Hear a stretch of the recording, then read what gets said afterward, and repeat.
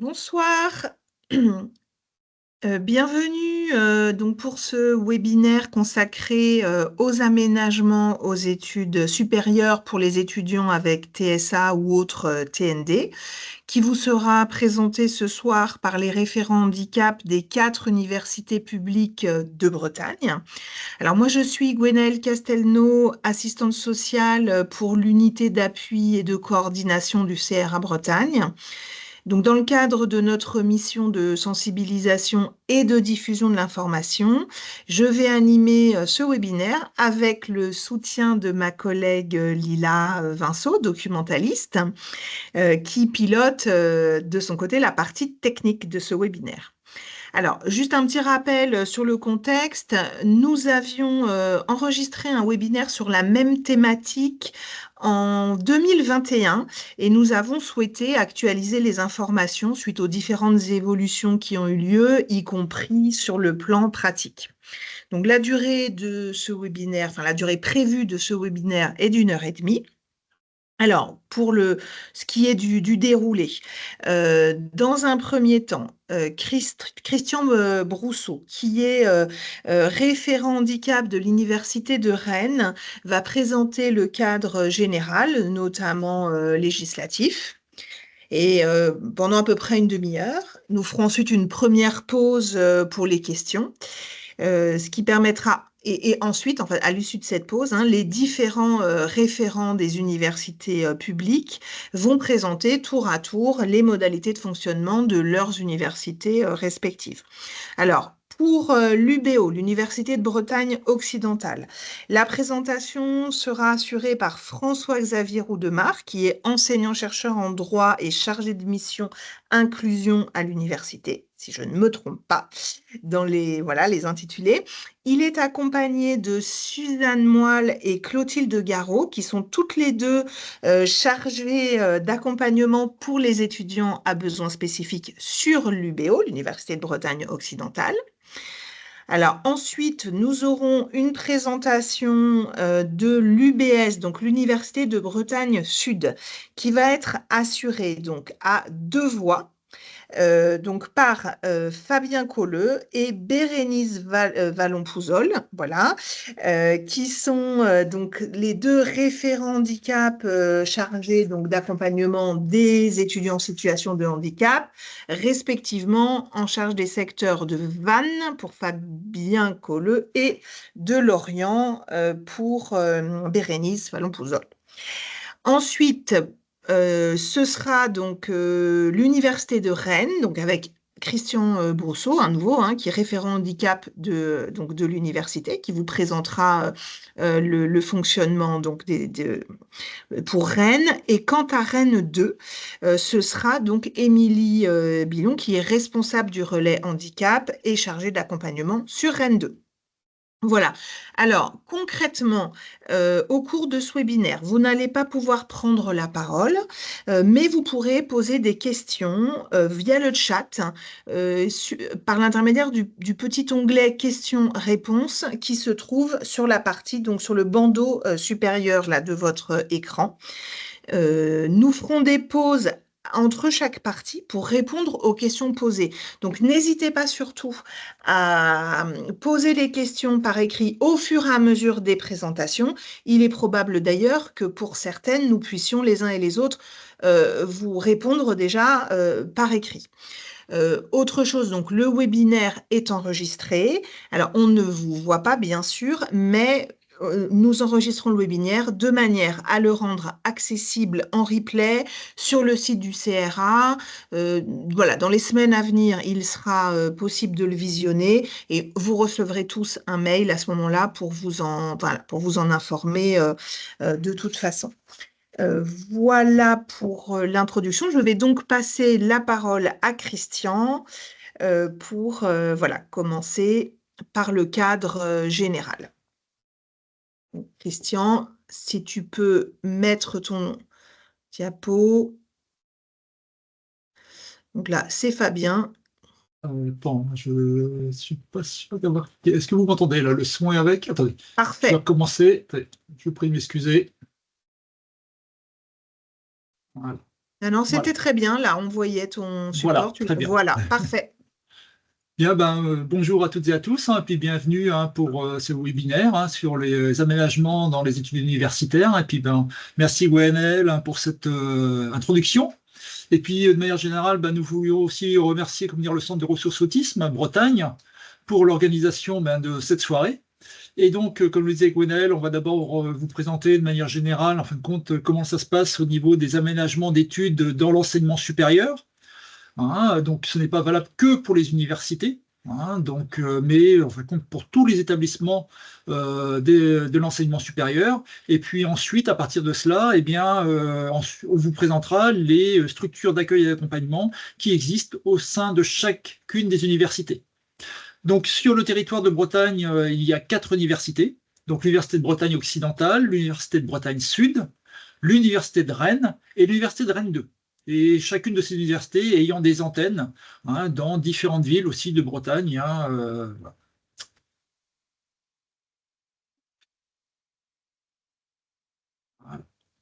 Voilà.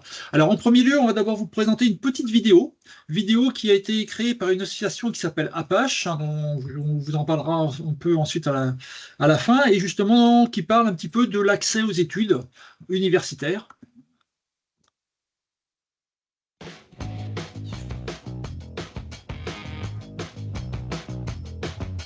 Épisode 1. Accès aux études supérieures. Une situation de handicap empêche-t-elle d'accéder aux études supérieures? T'as vu? C'est Hugo. Avec son handicap, tu crois qu'il va pouvoir faire des études? Mais si, Hugo. Des études courtes de gestion, c'est exactement ce qu'il te faut. Papa, tu sais bien que les études, c'est pas pour moi. Quelques minutes plus tard, sur un stand. Et l'avantage, c'est que tu peux très vite trouver un emploi à la fin de ton cursus chez nous. En plus, mon fils est bon en maths et... Hugo? Où est-ce qu'il va? C'est ça. C'est ça qu'il me faut. Hugo, ça se fait pas de planter les gens comme ça. On en a déjà parlé. Ben quoi, ça ne m'intéresse pas. Je lui fais gagner du temps. Pour un prof qui représente un DUT gestion de la productivité, c'est plutôt bien, non? L'accès aux études supérieures est un droit accordé à toute personne ayant le niveau d'études requis, sans aucune discrimination, qu'elle soit positive ou négative.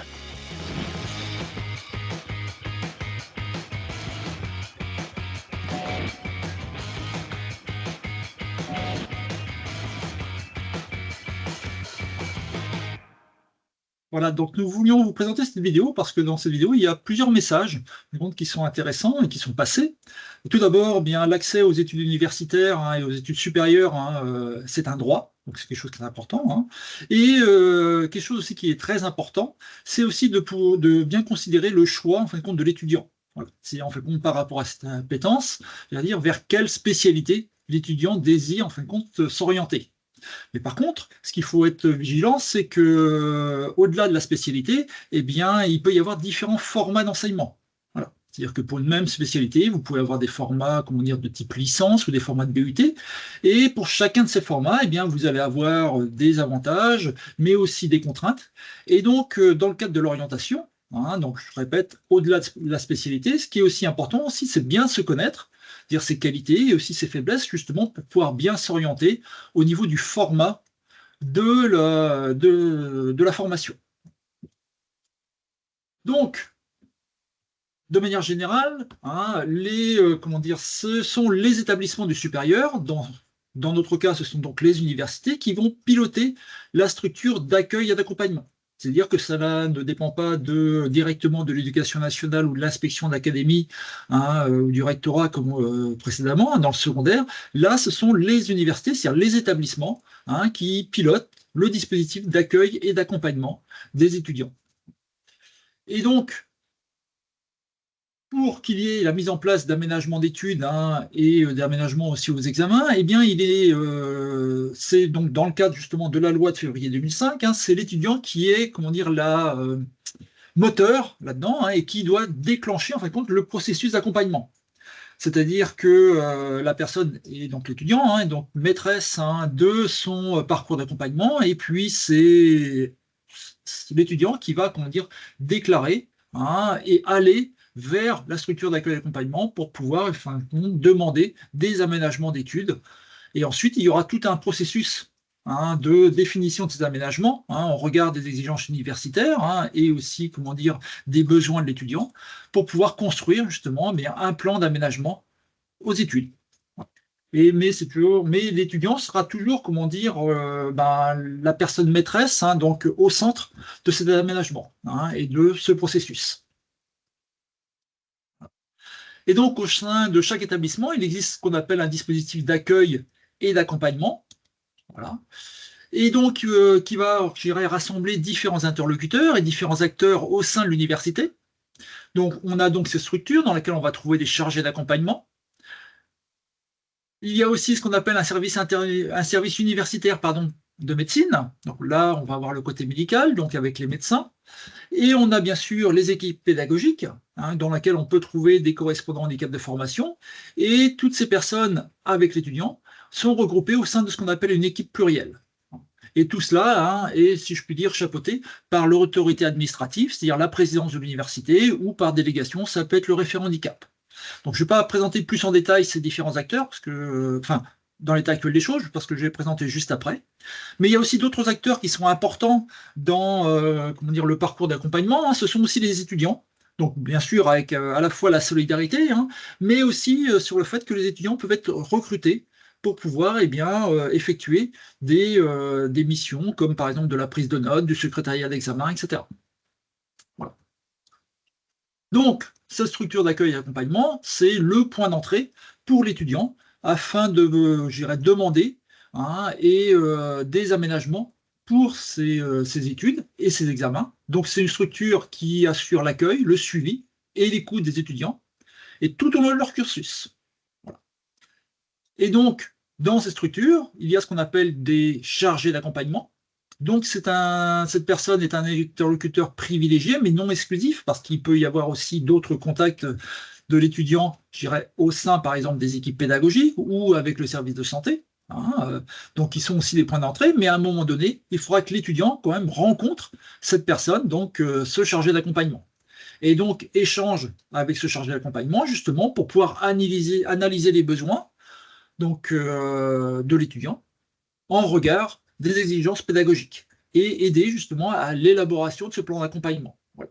Et donc, ce chargé d'accompagnement, en fin de compte, est, la pièce charnière, c'est-à-dire va être en contact avec tous les différents membres de l'équipe plurielle pour pouvoir recueillir les avis, et ensuite, avec l'étudiant, élaborer ce PEH, et puis ensuite, s'il y a besoin d'une quelconque réévaluation de ce PEH, que ce soit en cours d'année, parce qu'il y a eu une évolution de la situation, ou une estimation qui n'était pas tout à fait adaptée, il est tout à fait possible de se rapprocher de ce chargé d'accompagnement pour redemander une réévaluation de son plan d'accompagnement. Ensuite, au niveau acteurs internes, il y a bien sûr les équipes pédagogiques.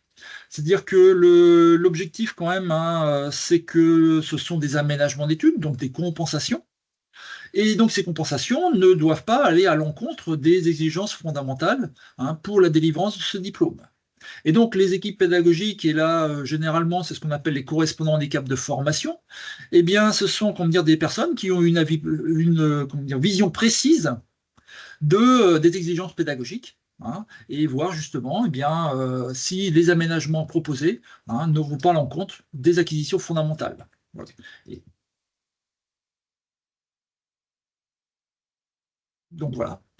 Et ces correspondants handicap aussi vont œuvrer au sein, de leurs composantes et donc des formations pour répondre à des questions vis-à-vis de l'équipe pédagogique et puis aider à la compréhension des aménagements qui ont été mis en place.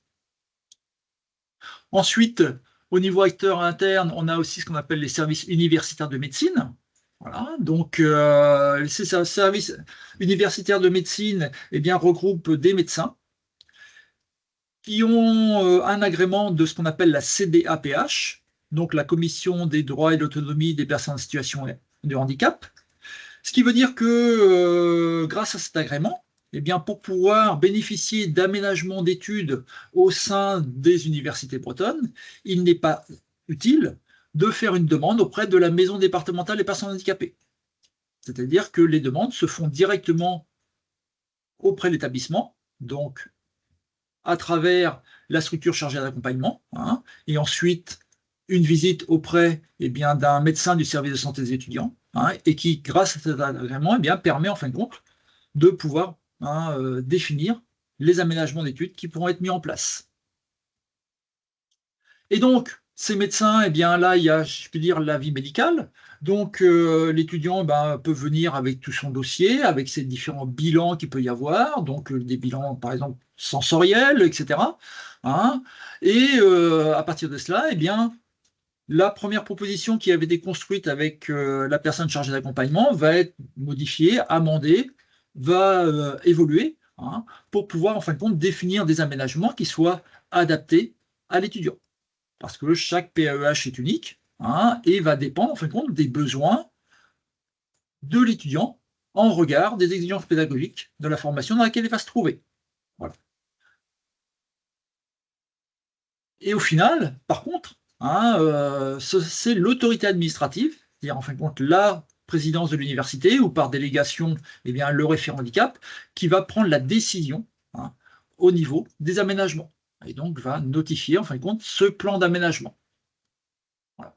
Alors ensuite, il peut y avoir d'autres aussi acteurs internes au sein de l'université, donc en fonction des besoins. Donc il y a notamment tout ce qui est accessibilité aux ressources documentaires, donc le service commun de documentation. Les services de relations internationales pour tout ce qui est stage, par exemple, qui doivent se faire à l'étranger. Voilà. Et ensuite, il existe aussi des services d'information et d'orientation, hein, et d'insertion professionnelle pour, si l'étudiant a des questions par rapport justement à son parcours universitaire, c'est tout à fait possible de les rencontrer. Et ensuite, pour tout ce qui est accessibilité au bâti, donc accessibilité aux salles d'enseignement, etc., il existe aussi dans chacune des universités un service en charge du patrimoine, c'est-à-dire du bâti, hein, de l'université. Voilà. Et ensuite, ce que je vous disais aussi, dans les acteurs internes, il y a aussi les étudiants, hein, donc qui sont aussi donc une pierre fondamentale, hein, dans le sens où, bien sûr, il peut y avoir la solidarité étudiante qui s'exerce, mais aussi l'université est amenée à recruter des étudiants, hein, donc sous la forme de contrats, et qui vont effectuer différentes missions, comme par exemple de la prise de notes, du tutorat, du secrétariat d'examen, etc. Voilà. Et donc là, dans ce cas-là, l'université recrute des étudiants, hein, donc qui peut être de la même année, de la même promotion ou d'année supérieure, en fonction des missions, hein, et qui sont en fin de compte payés par l'université.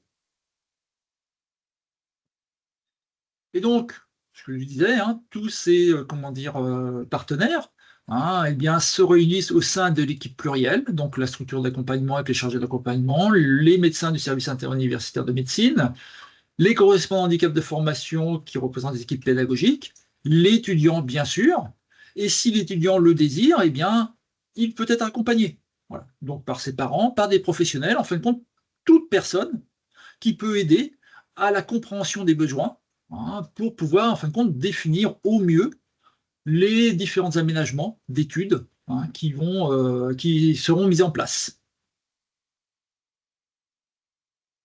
Alors ensuite, il existe aussi des acteurs externes. Donc là, si je peux dire, c'est un petit peu le saucissonnage à la française, dans le sens où, pour tout ce qui est accessibilité, par exemple, aux restaurants universitaires, ce n'est pas de mission des universités. Il y a ce qu'on appelle les CROUS, donc les centres régionaux des œuvres universitaires et sociales, donc qui gèrent ces restaurants universitaires. Donc ce n'est pas des missions de l'université, mais qui gèrent aussi des logements étudiants. Voilà. Et notamment, pour les étudiants qui sont en situation de handicap, il y a des logements prioritaires, hein, qui leur sont destinés. Il y a aussi ce qu'on appelle la maison départementale des personnes handicapées, donc là, qui dépend donc du département, et qui sont donc, cette maison est une interlocutrice, hein, pour tout ce qui est notamment PCH, par exemple, donc la prestation de compensation du handicap. Donc PCH qui peut être utile notamment pour l'aide à la vie quotidienne, l'allocation aussi d'adultes handicapés, donc l'AAH, et aussi ce qu'on appelle la RQTH, donc la reconnaissance en qualité de travailleur en situation de handicap. Donc RQTH, qui peut être très intéressant dans le cadre notamment des stages qui seront effectués pour les formations. Voilà. Et ensuite, ben, les universités sont aussi en contact avec d'autres partenaires, donc notamment les partenaires académiques, donc rectorat, lycée, etc., pour pouvoir informer sur justement comment ça se passe dans les établissements du supérieur, notamment dans les universités, et essayer de faciliter au mieux la transition entre les établissements du secondaire, donc entre le lycée et les universités. Voilà. Et donc, il y a notamment des actions de formation qui sont mises en place par rapport aux différents personnels du secondaire. Et puis aussi, bien, les universités sont en contact avec différents professionnels du secteur du médico-social, voilà, ou des associations. C'est-à-dire, en fin de compte, toute personne qui, de par ses compétences, peut apporter un éclairage pour pouvoir aider à l'élaboration de ce plan d'aménagement. Voilà. Ou alors, ça peut être dans le cadre, par exemple, d'associations, de faire des sensibilisations sur des domaines particuliers, pour les équipes pédagogiques ou même pour les étudiants. Voilà. Ou alors, dans le cadre de professionnels du médico-social, ça peut être, par exemple, des prestations de langue des signes, genre de choses, quoi. Voilà. Donc, toutes ces personnes, en fin de compte, se réunissent donc, avec l'étudiant dans le cadre de ce qu'on appelle l'équipe plurielle pour pouvoir définir ce qu'on appelle le plan d'accompagnement de l'étudiant en situation de handicap, le PAEH. Voilà, donc nous avons tous nos sigles, et donc là, on n'y échappe pas. Voilà. Donc ce PAEH va lister, en fin de compte, tous les aménagements qu'il va y avoir pour l'étudiant, donc à la fois les aménagements pédagogiques, mais aussi les aménagements pour les examens et les concours. Voilà. Donc, il n'y a plus de PAI, de PPS, etc. Ça s'appelle maintenant un PAEH, donc un plan d'accompagnement de l'étudiant en situation de handicap. Et donc, la construction de ce PAEH, pour les étudiants, je dirais nouvellement, qui vont arriver au sein de l'université, l'idéal, c'est d'anticiper. C'est-à-dire, typiquement, dès qu'il y a eu, la réponse de Parcoursup, c'est prendre contact avec la structure d'accueil et d'accompagnement qui se trouve au sein de l'université. Voilà. Pour que, il puisse déjà y avoir, avant l'été, des premiers contacts qui soient mis en place pour pouvoir commencer à élaborer ce plan d'aménagement, sachant bien sûr qu'il ne sera pas possible, de rencontrer les médecins avant la rentrée universitaire. Voilà. Donc il peut y avoir, en amont de la rentrée universitaire, déjà, des contacts qui sont pris. Ensuite, lors de la rentrée, c'est là, en fin de compte, que il faudra concrétiser, je dirais, cette rencontre et puis avoir un entretien aussi donc avec le chargé d'accompagnement et aussi le service de santé universitaire.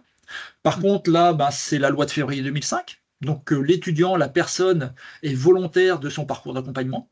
Voilà. Donc, c'est elle qui décide. Et donc, ça doit être une démarche de sa part d'aller vers la structure d'accueil et d'accompagnement. Bien sûr, cette personne-là peut se faire accompagner, il n'y a aucune difficulté là-dessus, mais ça doit être une démarche volontaire. Et ça, c'est le cadre de la loi de février 2005. Mais ensuite, si l'étudiant ne désire pas se manifester dès la rentrée, cela peut se faire à n'importe quel moment de l'année. Voilà. Donc, soit pour pouvoir commencer un processus de définition de ce plan d'accompagnement, soit, si ça a déjà été fait auparavant, de demander une réévaluation. C'est-à-dire que s'il y a une évolution de la situation en cours d'année, ou s'il y avait, une estimation qui n'a été pas tout à fait adaptée des besoins en termes d'accompagnement pour les études, c'est quelque chose qui peut évoluer. Il ne faut pas hésiter à retourner vers la personne chargée d'accompagnement pour pouvoir, en fin de compte, faire une réévaluation du plan d'accompagnement. Ce n'est pas du tout quelque chose de filé. C'est ça qui est important. Voilà. Donc, ce que je vous disais, mais j'en ai déjà plus ou moins parlé, il y a tout un circuit de définition et de construction de ce plan d'accompagnement. Donc, d'abord, initié par l'étudiant, il y a la rencontre avec une personne chargée d'accompagnement, donc au sein de la structure d'accueil et d'accompagnement, donc où là, il y a une première analyse des difficultés qui est faite, et donc une première ébauche qui est construite au niveau des aménagements. Ensuite, il y a une visite médicale auprès d'un médecin du service de santé, donc médecin qui a un agrément auprès de la CDAPH, donc la Commission des droits et de l'autonomie des personnes handicapées. Donc là, l'étudiant vient avec son dossier médical, ses bilans sensoriels, les bilans divers et variés. Et donc là, il y a l'aspect médical avec tout le secret qu'il y a derrière. Et donc, il va permettre, à partir de cet échange, de pouvoir amender, modifier, faire évoluer les propositions d'aménagement. Ensuite, ces propositions d'aménagement sont transmises à une personne qui est correspondant handicap de formation, où là, il va y avoir l'avis pédagogique qui va être donné, c'est-à-dire, en fin de compte, voir si les aménagements proposés ne vont pas à l'encontre des acquisitions fondamentales des diplômes.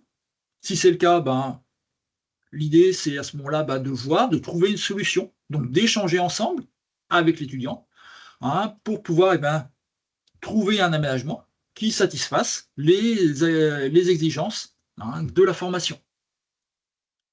Et donc tout cela se fait au sein de ce qu'on appelle l'équipe plurielle, donc qui rassemble toutes ces personnes-là avec l'étudiant, bien évidemment, et puis avec des personnes qui peuvent l'accompagner s'ils le désirent.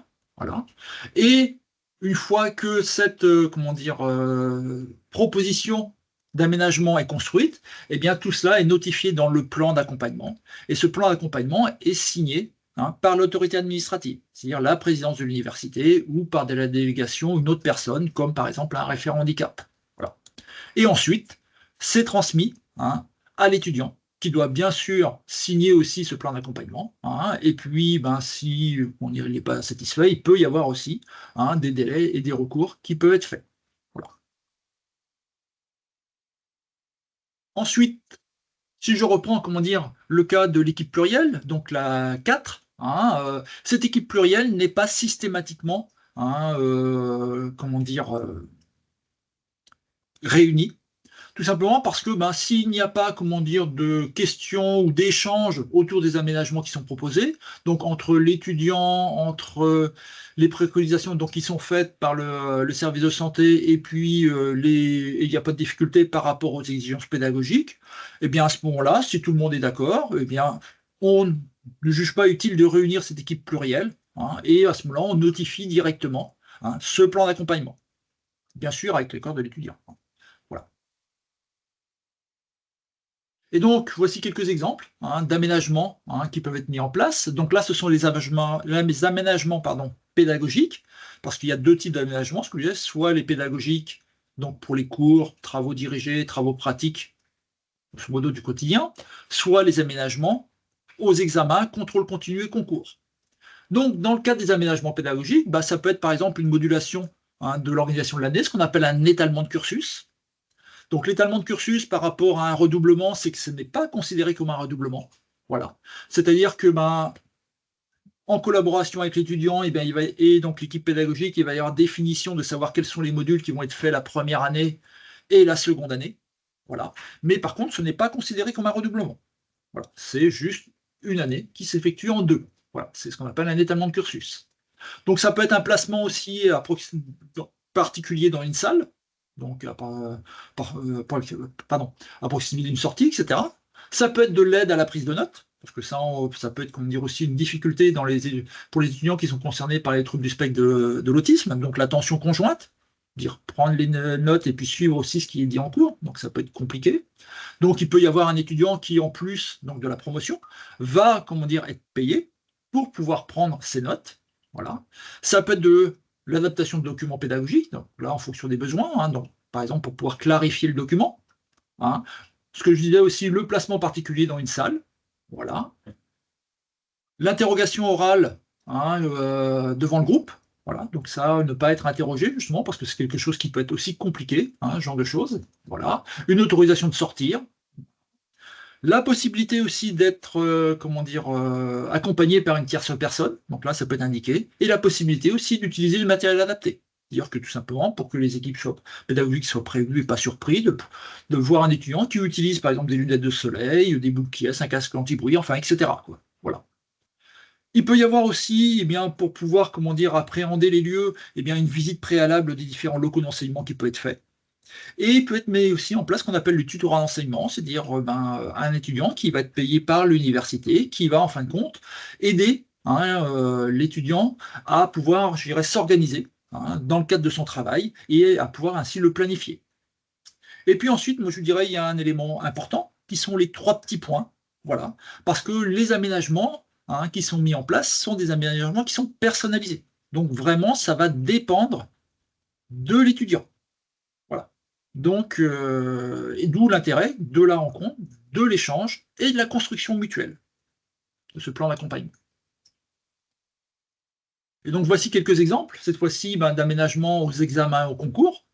Donc, ça peut être classiquement ce qu'on appelle un temps supplémentaire de composition, qui peut être un tiers-temps ou une récupération de temps de pause. Ça peut être du matériel adapté, donc par exemple la fourniture d'ordinateurs pour pouvoir composer avec des logiciels spécifiques, des adaptations de sujets d'examen, des possibilités de reformulation, voilà, du secrétariat d'examen si c'est nécessaire. Ensuite, du placement dans les salles, par exemple, à effectif restreint, donc avec une jauge qui est prédéterminée. Voilà. Et le cas échéant, face aux difficultés qu'il peut y avoir d'expression orale devant un grand groupe, des épreuves de substitution qui peuvent être mises en place. Si je prends le cas, par exemple, des épreuves de substitution aux épreuves d'expression orale, ça se fait en concertation l'étudiant, c'est-à-dire que, donc, je répète, c'est important justement tout ce parcours d'échange pour pouvoir construire ce PEH, c'est-à-dire en fin de compte bien identifier quelle est la difficulté. Est-ce que c'est, le fait d'être interrogé de manière inopinée? Est-ce que c'est le fait d'être devant un groupe trop grand? Voilà. Essayer d'imaginer, bien identifier quelle est la difficulté pour essayer d'apporter une réponse qui soit adaptée. Adaptée, bien sûr, en regard aussi des exigences pédagogiques. Voilà. Et après, de la même manière, ce que je vous disais, les 3 petits points. Et ces 3 petits points sont importants parce que, c'est des aménagements qui sont personnalisés, et donc qui vont être mis en place et qui vont être différents pour chaque étudiant. Voilà. Et donc, ça je l'ai déjà dit, mais je le répète à nouveau, tous les aménagements qui sont mis en place ne sont pas des dispenses. On est dans la compensation. Voilà. Tout simplement parce que il ne s'agit pas de fabriquer ce qu'on appelle le surhandicap, c'est-à-dire en fin de compte de délivrer des diplômes qui auront des valeurs différentes en fonction des étudiants. Donc voilà, donc il est vraiment important de maintenir ce qui est mis en rouge, la cohérence de la formation et la qualité de cette formation pour la délivrance du diplôme. Donc ça, c'est la première remarque. Et la deuxième remarque, et là qui est quand même une différence majeure par rapport au secondaire, c'est que la notion d'AESH, donc d'accompagnant des élèves en situation de handicap, a disparu dans le supérieur. Voilà. Il existe des aides humaines. Ces aides humaines sont notamment les étudiants, mais ces étudiants vont intervenir que sur le volet pédagogique, c'est-à-dire prise de notes, secrétariat d'examen, ce genre de choses. Mais ils ne vont pas intervenir pour tout ce qui est aide à la vie quotidienne, c'est-à-dire déplacement sur le campus, s'il y a des soins particuliers à faire. Là, c'est le cadre législatif, ce n'est pas du ressort des établissements du supérieur. Donc, dans ce cadre-là, qu'est-ce qu'il faut faire? Il faut s'adresser à la maison départementale des personnes en situation de handicap, et via ce qu'on appelle la PCH, donc la prestation de compensation au handicap, il y a un volet qu'on appelle aide humaine ou aide à la vie quotidienne, demander un soutien financier pour pouvoir, le cas échéant, recruter une personne pour pouvoir, en fin de compte, apporter cette aide à la vie quotidienne. Voilà. Ça, c'est quand même une différence fondamentale par rapport au secondaire, parce que les AESH couvraient ces 2 volets, à la fois le volet vie quotidienne au sein de l'université et aussi le volet pédagogique. Dans les établissements supérieurs, là c'est le cadre législatif, les établissements ne prennent en charge que l'aspect pédagogique, pas l'aspect aide humaine pour les actes essentiels, si je peux dire, du quotidien.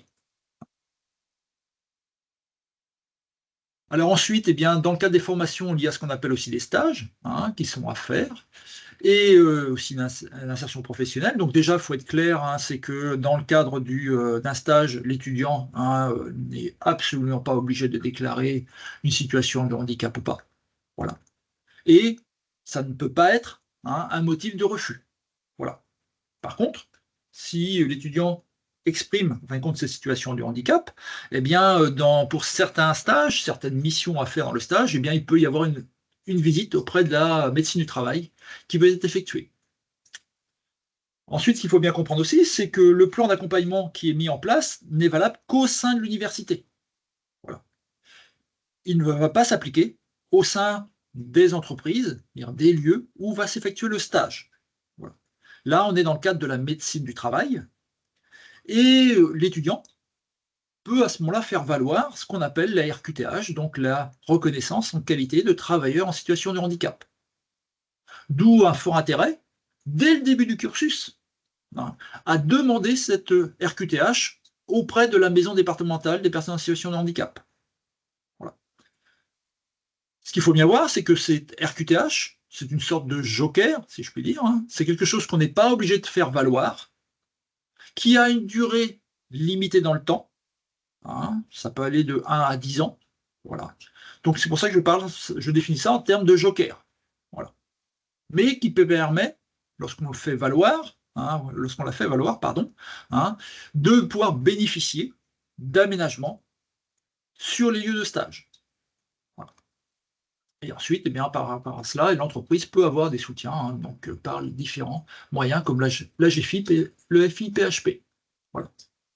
Donc, ce que je vous disais, donc au niveau insertion professionnelle, eh bien, au sein des entreprises, il y a ce qu'on appelle un service universitaire qui est dédié à cela, donc qui va accueillir, informer et orienter, hein, et puis il va aider aussi, si c'est nécessaire, l'étudiant à élaborer son projet de personnel de formation, hein, et aussi d'orientation professionnelle. Voilà. Je vous ai déjà parlé de la RQTH. Voilà, donc elle est sur une durée limitée, donc qui peut aller de 1 à 10 ans. Hein, donc elle peut être aussi, comment dire, avoir une durée indéterminée, mais c'est donc dans des cas qui sont bien particuliers, c'est-à-dire où la situation ne va pas évoluer. Hein. Ensuite, cette RQTH que je disais, hein, eh bien, la personne n'est pas obligée de la faire valoir. Voilà. Et ensuite, au sein de chaque département, il existe aussi des structures, hein, d'accompagnement pour l'insertion professionnelle. Donc, dans tous les départements, il y a ce qu'on appelle Cap Emploi. Et dans les départements d'Ille-et-Vilaine et du Morbihan, il y a un dispositif supplémentaire qui est comment dire, porté par l'ADAPT, qui est un dispositif qu'on appelle emploi accompagné.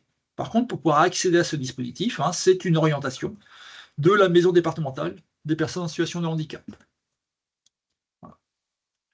Et donc, si vous voulez avoir plus d'informations par rapport à tout ce que je vous ai dit, donc là, ce qui définit en fin de compte le cadre général, hein, des aménagements dans les établissements du supérieur, eh bien, il existe différentes, je dirais, rubriques, hein, notamment des liens donc, sur le site du ministère, hein, donc, de l'enseignement supérieur et de la recherche, pour eh bien, les étudiants. Hein. Il existe aussi un vademecum pour l'accompagnement des étudiants, hein, qui présentent des troubles du spectre de l'autisme. Donc, quand on dit vademecum, bah, tout simplement, ce sont des exemples, hein, de difficultés qui peuvent être rencontrées par les étudiants. Et puis, par rapport à ça, quelles sont les solutions, hein, qui peuvent être mises en place. Voilà. Et puis, ben, tout ce que je vous ai dit est plus ou moins extrait, eh bien, de notre petite Bible, si je puis dire, qui est donc notre guide ici de l'accompagnement des étudiants en situation de handicap dans l'enseignement supérieur, donc qui est téléchargeable, hein, avec l'adresse qui est indiquée ci-dessous, donc sur le site du ministère. Hein. Donc c'est un document assez conséquent, puisqu'il doit faire à peu près 50-60 pages, mais qui présente bien, enfin, à la fois le cadre législatif, et par rapport aux différentes situations de handicap, bien quelles sont les possibilités d'aménagement qui peuvent être mises en place. Voilà. Et donc ensuite, ben, aussi quelques petites capsules vidéo, donc, dont on vous a présenté une capsule qui était la première, hein, sur l'accès aux études supérieures, hein, donc qui ont été faites par l'association Apache, et qui sont assez intéressantes, parce qu'elles durent, que vous l'avez vu, quelques minutes, hein, mais qui synthétisent bien, en fin de compte, les différents choix, et puis les, comment dire, aménagements, les choses qui peuvent être faites, hein, au sein des établissements du supérieur. Voilà.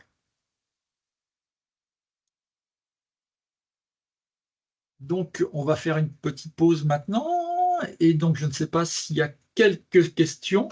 Alors, nous avons eu effectivement quelques questions, mais il y a eu déjà beaucoup de réponses. Alors, peut-être, alors il y a une question à laquelle il n'y a pas eu de réponse écrite, mais sans doute que maintenant la personne a eu sa réponse. C'était, est-ce que les... Ah oui, si, il y a eu des réponses écrites, excusez-moi. Est-ce que les aménagements sont possibles quand l'étudiant est en attente de diagnostic? Alors, et Oui, on a, voilà, eu... élément important. Alors, élément oui, important, c'est pour ça que c'est important tout de à le fait. reprendre, Alors, même si oui, Émilie oui, oui, du oui, Nombre je vous N2 prie de et m'excuser. Fabien de l'UBS ont donné des réponses, mais Voilà. peut-être que tout le monde n'a pas accès à l'écrit. D'accord. Alors, je vous prie de m'excuser, mais c'est vrai, c'est un élément très important. Hein, le choix qui a été fait, ce n'est pas en fin de compte qu'il y ait une quelconque reconnaissance d'un handicap. Non. Le choix qui a été fait, c'est, voilà, un étudiant a des difficultés, hein, dans le cadre de ses études. À partir du moment où il exprime des difficultés, diagnostic, pas diagnostic, qu'importe, hein, à ce moment-là, il va y avoir une étude de sa situation. Voilà. Et si, comment dire, sa situation le justifie, hein, donc, et d'où l'intérêt justement de venir avec ces différents bilans qu'il peut y avoir, donc je vous disais, bilan par exemple sensoriel, fonctionnel, etc., auprès des médecins, eh bien si sa situation le justifie, à ce moment-là, il y aura la mise en place d'aménagement d'études. Donc, pas besoin de diagnostic. S'il y a un diagnostic, très bien. S'il n'y a pas de diagnostic, très bien aussi. Voilà, je vous dis, la question qui se pose, c'est, voilà, un étudiant exprime des difficultés dans le cadre de ses études, donc il se manifeste auprès de la structure chargée d'accueil et d'accompagnement, et à partir de ce moment-là, eh bien, avec cette structure-là et avec les médecins, sa situation va être examinée. Très bien, merci Christian. Alors, il y avait des questions concernant l'obtention d'un logement au Crous. Donc, comment obtenir le logement au Crous en étant en situation de handicap, sachant que le dossier MDPH n'est pas validé. Donc là, on a eu donc des réponses de nos référents de Rennes 2 et de l'UBS, hein. Voilà, nous invitons, parce que si d'autres personnes sont concernées, voilà, déjà se rapprocher de votre Crous, et il semblerait que dans voilà, pour différents Crous, enfin pour différentes demandes, l'écrit d'un médecin peut suffire dans l'attente. Voilà, précisant qu'il y a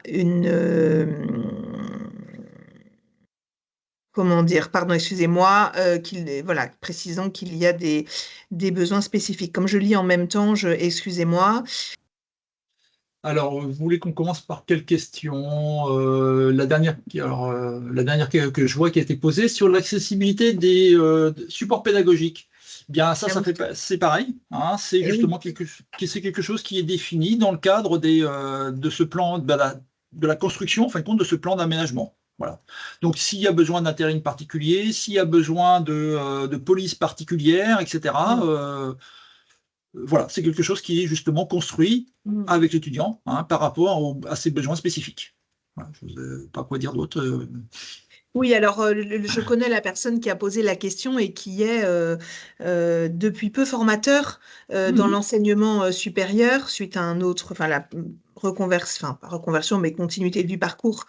Donc je suppose qu'il s'agit de voilà, d'avoir des précisions sur voilà, la façon de procéder pour la mise en œuvre pour ces étudiants. Voilà. Et donc après, je sais pas, moi, Mais c'est pas l'université. Mm. si on prend comment dire, toujours le cas, par exemple, des sujets d'examen, ces sujets d'examen aussi peuvent être fournis au format papier, donc avec des tailles, comment dire, adéquates, voilà, ou des tailles adaptées. Ça peut être fourni aussi au format numérique, hein, qui peut être mis sur des PC avec des lectures vocales, etc. Enfin, on peut imaginer plein de choses, quoi. Voilà. Je répète, hein, c'est du personnalisé, quoi. Voilà. Et donc, ça va à la fois, comment dire, c'est l'accessibilité aux études au sens large.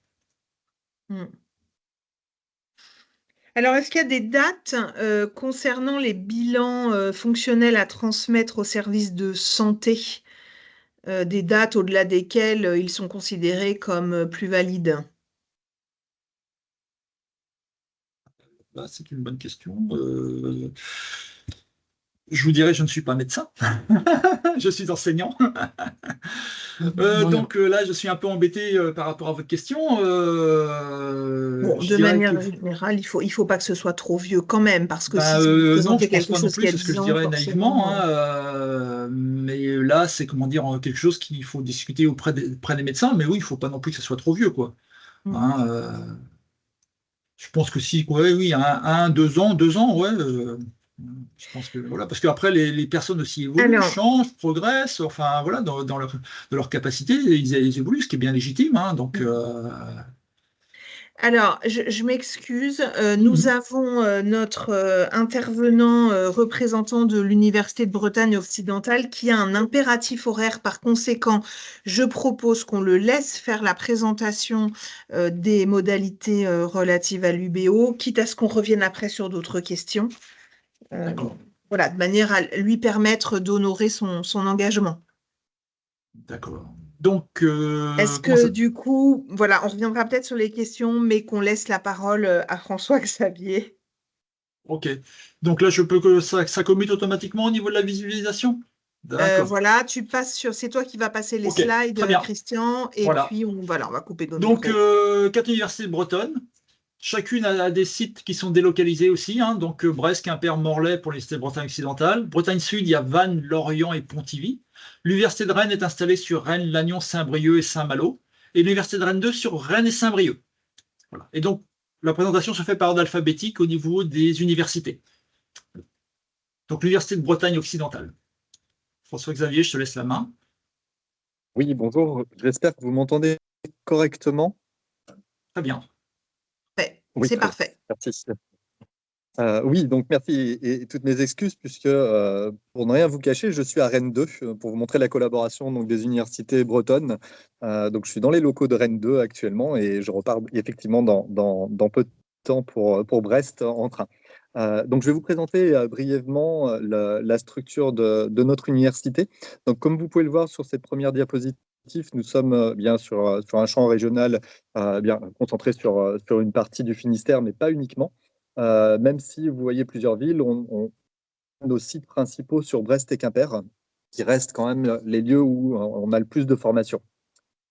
Sur la diapositive suivante, vous allez pouvoir constater que, y compris donc sur ces deux sites principaux, Brest et Quimper, que nous sommes sur un certain nombre de lieux dans la ville, et notamment à Brest, comme vous pouvez le voir. On a une partie qui est entièrement au centre-ville et une autre partie donc, qui va être dans des lieux, si vous voulez, dans des quartiers qui peuvent être variés, y compris jusqu'au Technopole, comme vous pouvez le voir avec la diapositive, la vignette vue sur la mer. Donc effectivement, on est éclaté d'une part dans la ville et également donc, sur les sites. Hein, et comme je vous l'ai dit il y a un instant, on est essentiellement basé donc, sur Brest et Quimper. Sur la diapositive suivante, donc, comme vous pouvez le remarquer, nous avons un certain nombre de formations, un grand nombre de formations. Alors après, je vais vous reprendre dans un instant les différentes disciplines qui sont envisagées donc, au sein de notre établissement. Mais il me semble sur cette diapositive, sur cette première diapositive, il y a un élément qui est particulièrement important. C'est en fait eh bien, l'importance du nombre de licences, mais également de masters. Donc, même si on est une université dite à taille humaine, on a la possibilité pour les étudiants d'effectuer l'ensemble du cursus. Alors, on n'a pas toutes les options possibles, mais on va avoir un certain nombre de licences qui vont se poursuivre en master, ce qui fait que pour un grand nombre quand même de cursus, l'étudiant va pouvoir envisager sa formation, l'entièreté de sa formation sur site, ce qui peut être intéressant. Encore une fois, je le précise, hein, il peut y avoir des spécialités particulières qui nécessiteront éventuellement d'envisager d'autres établissements. Ça peut être intéressant quand même pour un étudiant qui se sent bien dans son établissement et pour éviter justement des changements, de pouvoir envisager et d'avoir une perspective d'accomplissement de l'ensemble de sa formation dans le même établissement. Sur du coup les diapositives suivantes, vous allez voir apparaître en fait un certain nombre donc, de disciplines qui sont proposées à travers les différentes facultés. Donc, comme vous pouvez le voir ici, on a déjà un certain nombre de facultés générales, hein, si on peut dire. Donc, vous allez retrouver le droit, l'économie, la gestion, les lettres, les sciences, la médecine, le management avec l'IAE. Également, donc, un certain nombre d'instituts et également donc, les écoles d'ingénieurs, puisqu'on a aussi les IAB, qui n'apparaît pas encore ici sur cette vignette, mais qui est aussi un établissement qui est rattaché à l'UBO. Par rapport à ces formations, on retrouve l'ensemble des formations liées à la santé. Donc, non, la diapositive est bonne. Donc, par rapport aux formations de santé, donc, on retrouve bien sûr la faculté de médecine, mais au-delà de la faculté de médecine, donc, on retrouve l'odontologie, donc tout ce qui va être dentaire, la maïotique, donc, qui n'est plus une école d'ailleurs, qui désormais est une faculté à proprement parler, et donc tout ce qui va être aussi en kinésie. Donc, on retrouve à côté de la faculté de médecine l'ensemble de ces propositions de formation également plus spécifiques au niveau de la santé. Sur la diapositive suivante, donc, ça reprend un certain nombre d'éléments qui ont pu être évoqués il y a un instant du coup par Christian, et notamment les différentes propositions qui sont faites au niveau du service. Donc nous, l'intitulé du service désormais est service d'accompagnement des spécificités.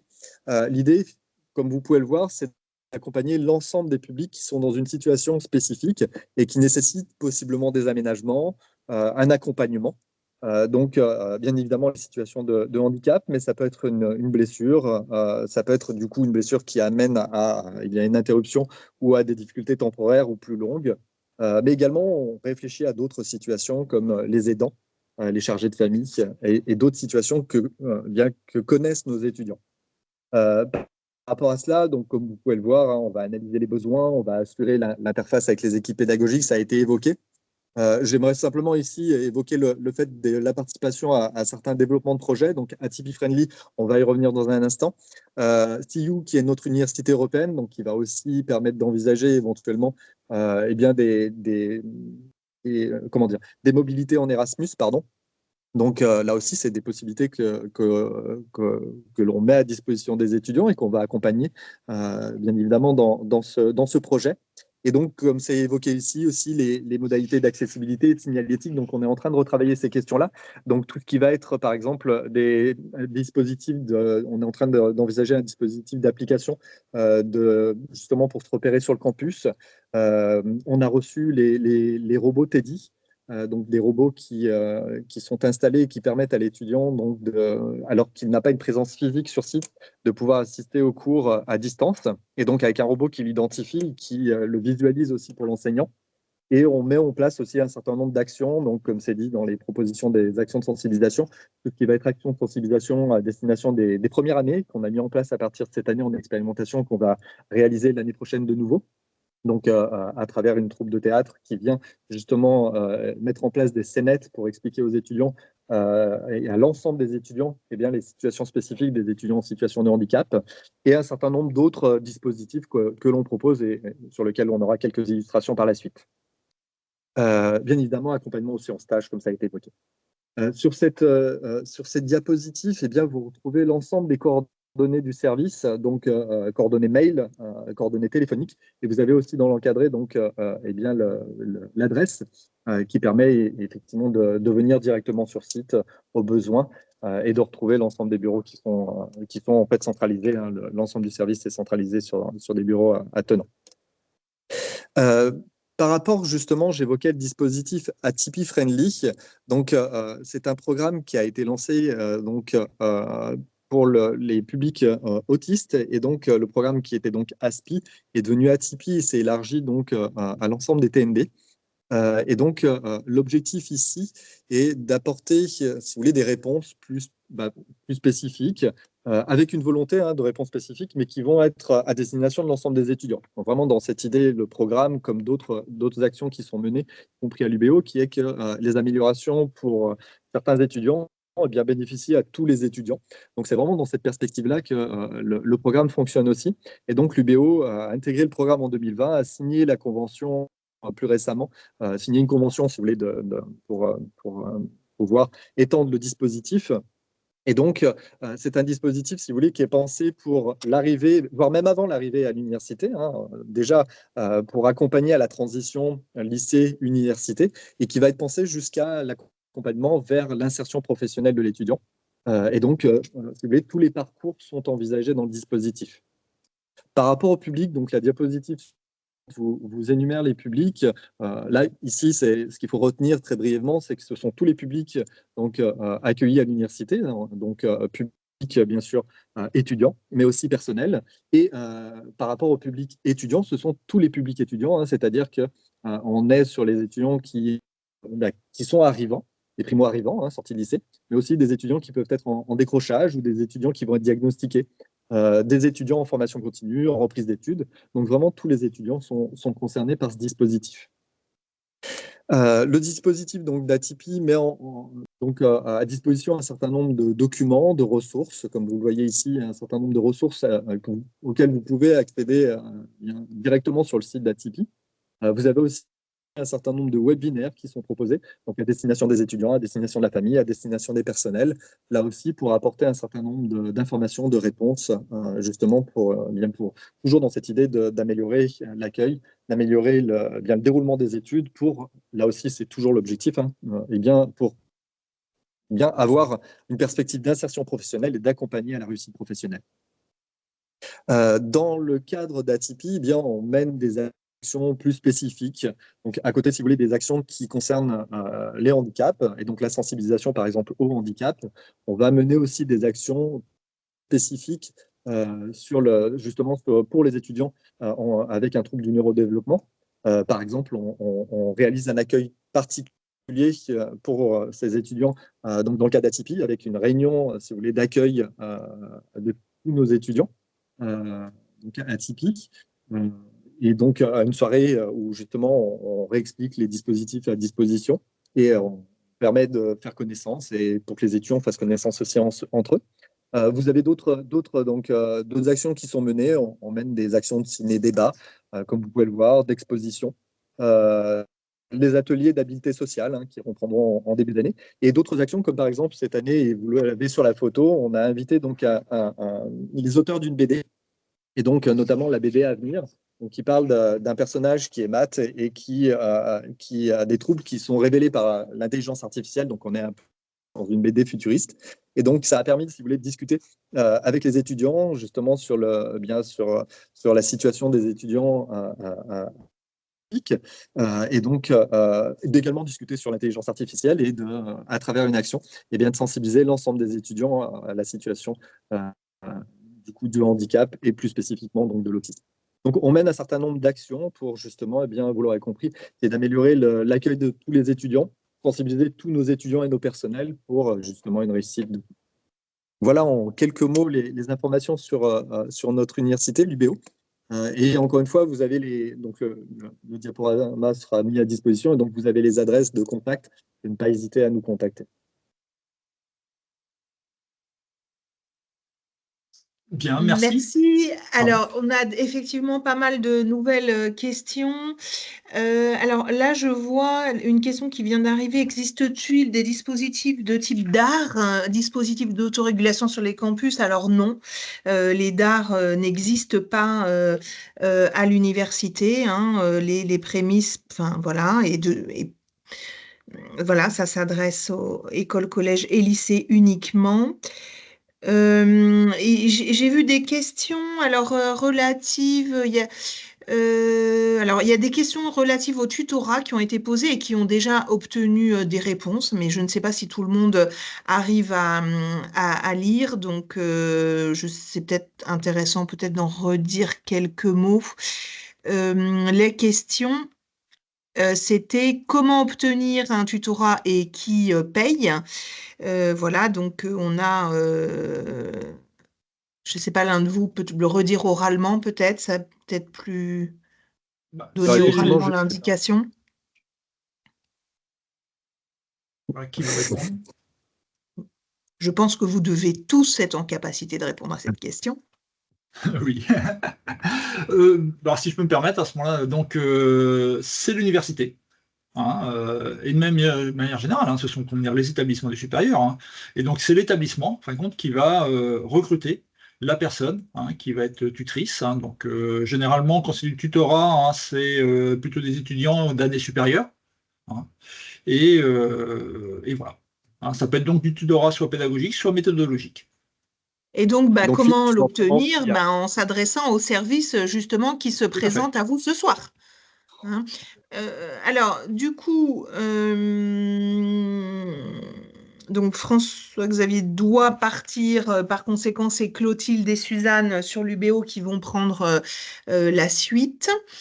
Concernant le tutorat, donc il y avait dans la continuité une question demandée si les étudiants impliqués dans le tutorat font partie de l'équipe plurielle. Non. Au sein de l'université de Rennes, non. Et je pense que c'est Non pareil plus. pour toutes les universités, à ma Non, connaissance. pas tout à fait, c'est ce que je mettais dans le Ah mail, non. Ah d'accord. qu'il n'y a rien d'écrit à ce sujet-là et qu'en ce qui concerne, en tout cas, nous, à Vannes, on peut effectivement inclure éventuellement un tuteur dans l'équipe plurielle. D'abord, ça nécessitera effectivement de demander l'autorisation à l'étudiant concerné parce qu'il s'agit du coup d'un autre étudiant. Donc, mais s'il peut éclairer justement la communauté, les différents acteurs, là où l'étudiant concerné n'est pas forcément en mesure d'apporter certains éléments, eh bien, si ça peut éclairer tout le monde et s'il n'y a pas d'opposition de la part de l'étudiant qui bénéficie justement de ce tutorat, il n'y a pas d'objection écrite en fait, il n'y a pas de problème pour ça en fait. Et donc, si je peux me permettre d'apporter un complément par rapport à ce que j'ai dit, parce que j'étais un peu catégorique, mais en fin de compte, c'est la même position que celle de Fabien, hein.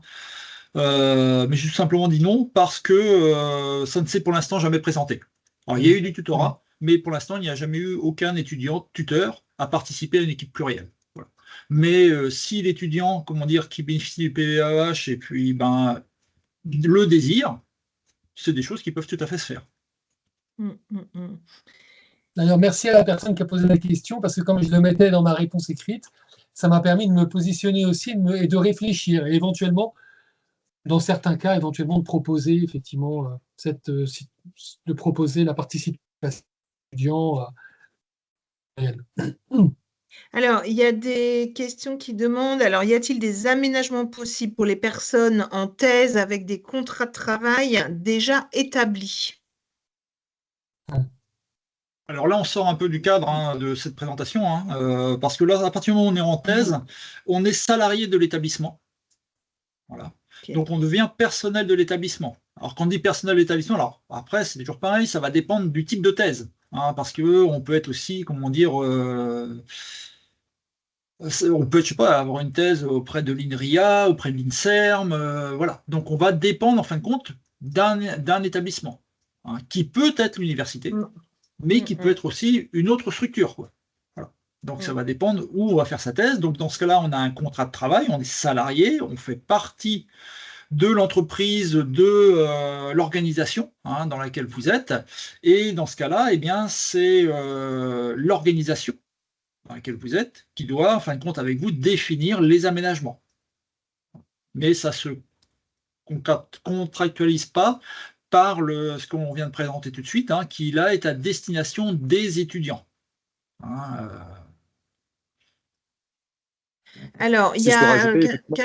intéressant de se rapprocher des services spécifiques, puisqu'effectivement, dans certains cadres, je pense à des conventions où on peut avoir des partenaires, y compris pour faire des thèses avec justement des thèses avec des étudiants en situation de handicap. Donc, on peut avoir des partenaires, donc de se rapprocher pour la situation spécifique du service. Merci. Alors, il y a quelqu'un qui évoque la difficulté rencontrée donc lorsque des enseignants, professeurs ben voilà, là l'exemple qui est donné, c'est ne communiquent pas les traces écrites alors que l'aménagement a été défini. Voilà, s'il y a un décalage entre les aménagements convenus. Alors là, justement, c'est là où ce qui est important, c'est le dialogue. Et donc, s'il y a des quelconques difficultés dans le cadre de la mise en place des aménagements, hein, eh bien, c'est là qu'il ne faut pas hésiter à retourner vers la structure d'accueil et d'accompagnement, et donc vers la personne chargée d'accompagnement. Et à ce moment-là, donc exprimer cette difficulté. Et dans ce cadre, on va réunir une équipe plurielle pour essayer de voir où se trouve la difficulté et pour essayer d'y apporter une solution. Merci Christian. On a une question concernant les cours en distanciel pour l'Université de Rennes. Est-ce qu'il est possible de suivre des cours magistraux en distanciel? Le choix qui a été fait au sein de l'Université de Rennes après le Covid, hein, c'est de ne plus faire de cours en distanciel. Tout est en présentiel. Voilà. Rennes et Rennes 2. Je parle de l'Université de Rennes. Voilà, là, parce que là, c'est ce qui me semble. Hein. Rennes 2, je ne sais pas. Là, je ne peux pas m'exprimer pour Rennes 2, hein, mais pour l'Université de Rennes. Voilà. Par contre, au sein de l'Université de Rennes, il peut y avoir il y a des formations. Alors là, je ne sais pas en tête, mais il y a quelques formations, mais ce n'est pas la majorité. Hein, c'est quand même une petite minorité, hein, qui propose justement des choses en distanciel. Voilà. Mais je répète, hein, pour la très grande majorité des formations, hein, ce sont des formations qui sont en présentiel. Une question importante concernant la place des parents. Intégrez-vous l'un des parents lors de l'élaboration donc, du PAEH, lors de la visite médicale, enfin, etc.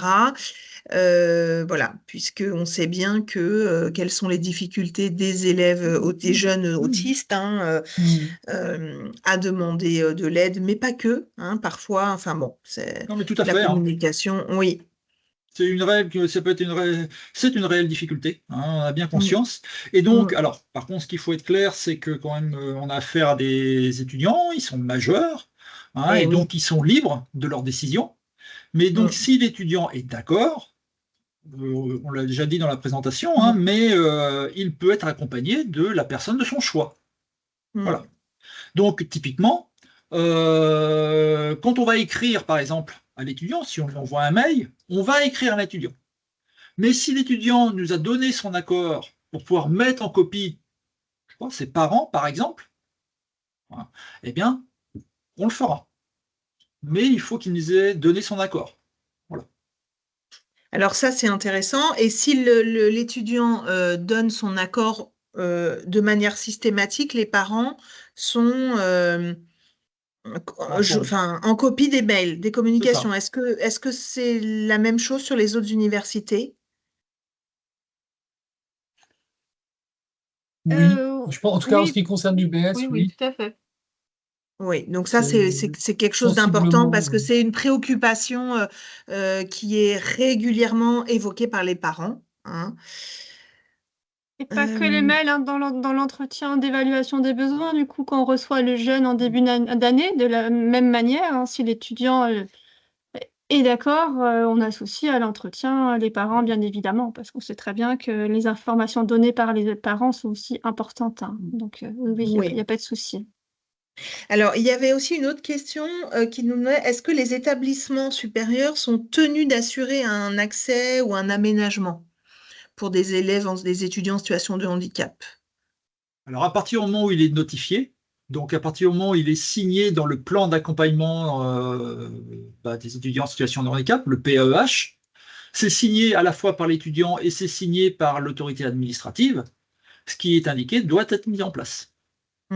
Ça a une valeur légale. D'accord.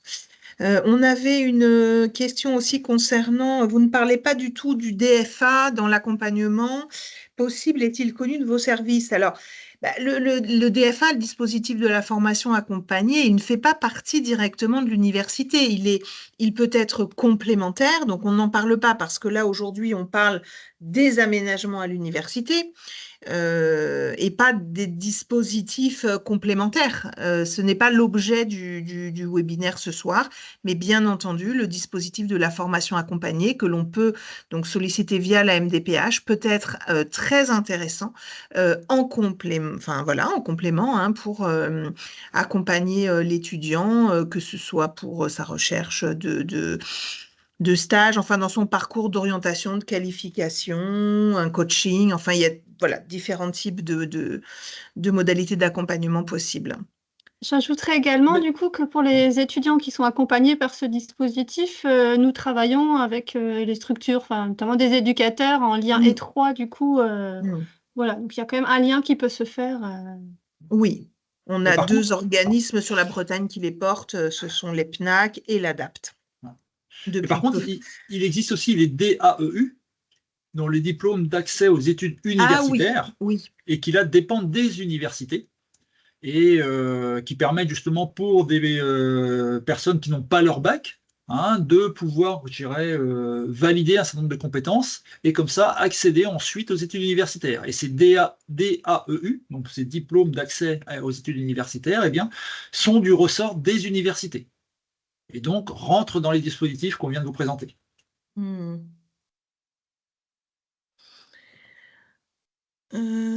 Alors, concernant l'arrêt des étudiants, parce qu'effectivement, on sait bien qu'il y a des étudiants qui arrêtent en cours de cursus et parfois en raison des conséquences de leur handicap. Est-ce qu'un arrêt de formation peut-il être notifié si les aménagements sont estimés déraisonnables? Et comment cela se passe-t-il pour l'étudiant? C'est la question de qui, ça? Alors, c'est la question d'un formateur. Je la vois pas, la question. Il n'est pas formateur à l'université, mais formateur dans l'enseignement supérieur. Peut répéter la question, je suis navré. Parce que je suis en train de regarder les questions. C'est une des dernières, là, à l'instant. Prénommé Fabrice. Un arrêt de formation peut-il être notifié si les aménagements sont estimés déraisonnables? Et comment cela se passe-t-il pour l'étudiant? Pour notifier des aménagements déraisonnables, ça veut dire plutôt, si je comprends bien la question, ce sont des aménagements, du coup, qui ne peuvent pas être mis en place parce que c'est raisonnable, c'est ça? Est-ce que la personne peut répondre par un oui ou par un non? Les aménagements demandés par la personne sont considérés comme déraisonnables, c'est ça? Oui, donc on attend que...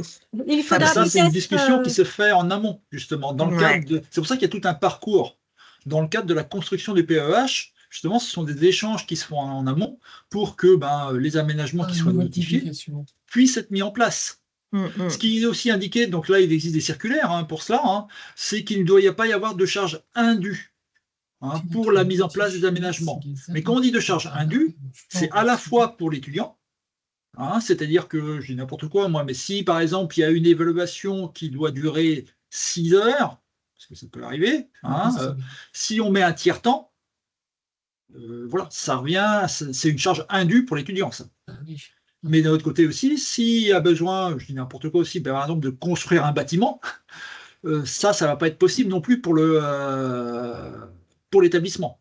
Voilà. Donc ça reste quand même un petit peu flou comme définition, mais c'est pour ça justement qu'il est important en amont qu'il y ait une discussion et un échange entre tous les différents interlocuteurs, donc l'étudiant, le service de santé, les équipes pédagogiques, pour qu'il y ait définition d'aménagement qui puisse, en fin de compte, correspondre aux besoins de l'étudiant et qui puisse se mettre en place.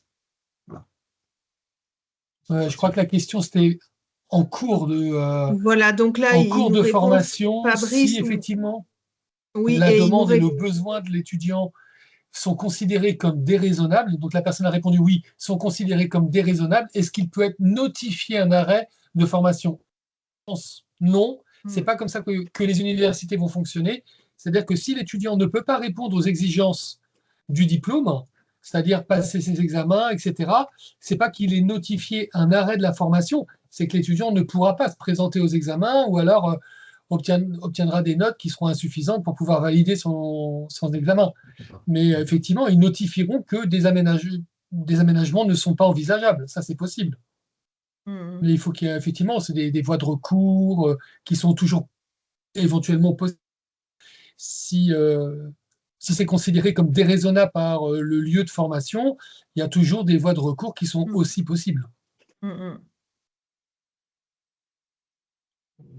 Je ne sais pas si ça répond à votre question, Fabrice. Je ne sais pas. Alors, du coup, Fabrice a répondu oui à la circulaire 2023, mais une fois qu'ils sont entrés, que les difficultés se révèlent, par exemple, ultérieurement.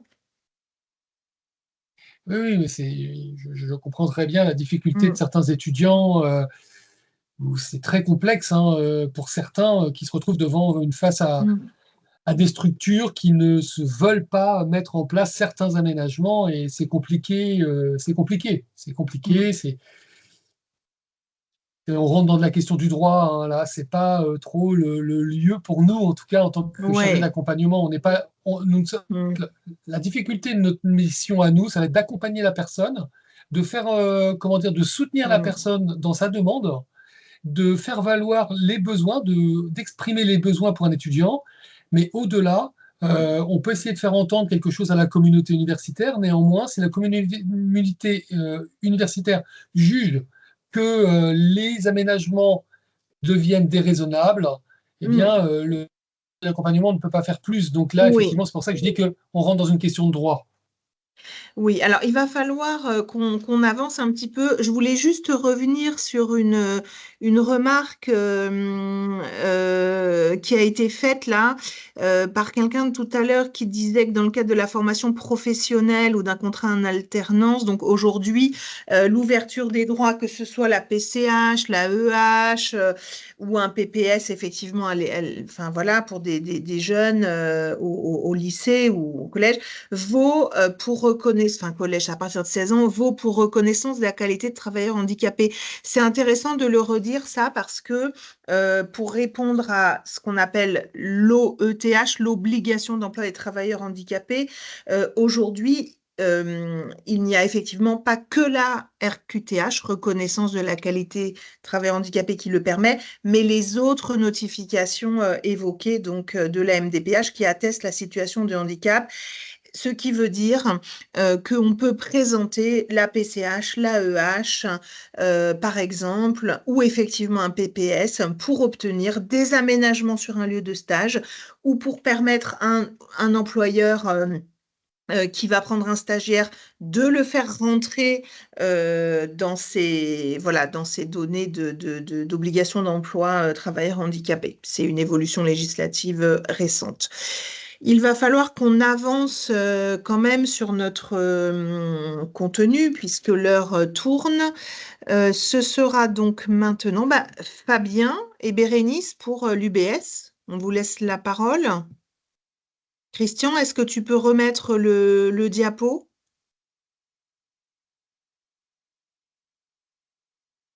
Pardon, je pense que c'est bon là. Voilà, Merci, et Christian. Lila, si tu peux mettre Bérénice aussi, qui va faire la présentation avec Fabien, ce serait parfait. Merci.